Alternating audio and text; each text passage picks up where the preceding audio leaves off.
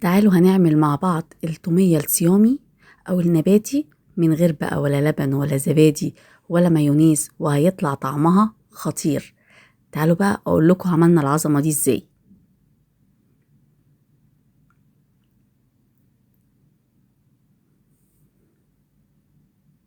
بصوا يا بنات، أنا هنا جبت الوك بتاعي أو حلة زي ما انتي الموجودة عندك، وهنزل بكوبايتين مية و4 معالق من النشا. كل ده على البارد يا بنات، هقلبها الأول على البارد لغاية ما تدوب خالص، وبعد كده أشغل عليها النار. بصوا هتبتدي بقى تتكتل معاكم بالشكل ده، ايدي هتبقى فيها على طول. مجرد ما شغلت النار ما سيبهاش لغاية ما تديني اللون اللي مدي على الشفاف، مش الأبيض قوي. بصوا هو كده بيقلب على الشفاف اهو يا بنات، كده تمام قوي استوت معانا.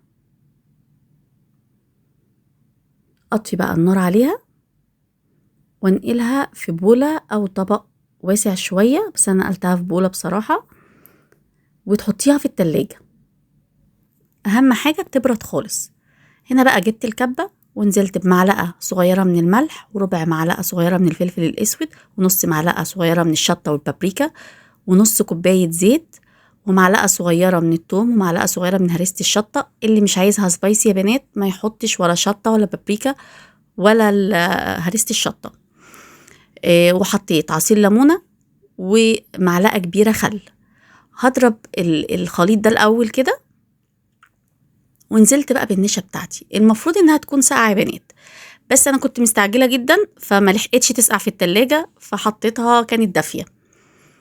بصوا ضربتها كويس جدا، وبقت بقى القوام ده بالنسبة لي حلو جدا للساندوتشات، عشان ما تبقاش سايلة قوي، نعرف نفردها.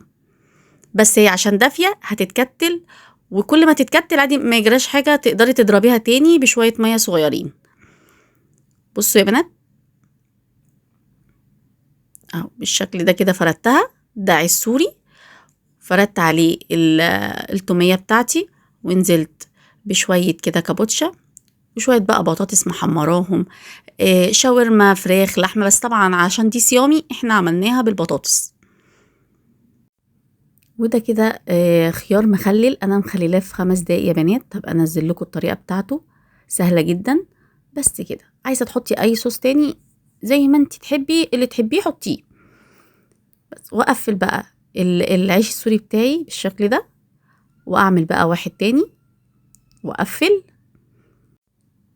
بس وفي الجريلا بقى او طاسه معلقه زيت كده حلوه، وانزل بالسندوتشات بتاعتي، اديها تحميره من الجنبين. هتبقى بالشكل ده، وهتبقى مقرمشه من بره وطريه وجوسي من جوه، ما اقولكوش عليها. بصوا شكلها عامل ازاي، بجد يا بنات تحفه. ما مش معنى ان احنا صايمين ان احنا مش هناكل، لا ده احنا هنعرف نمنجه نفسنا.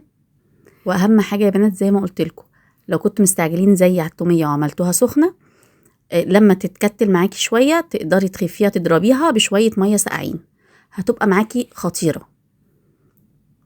يا رب يكون الفيديو عجبكم، وبألف هنا.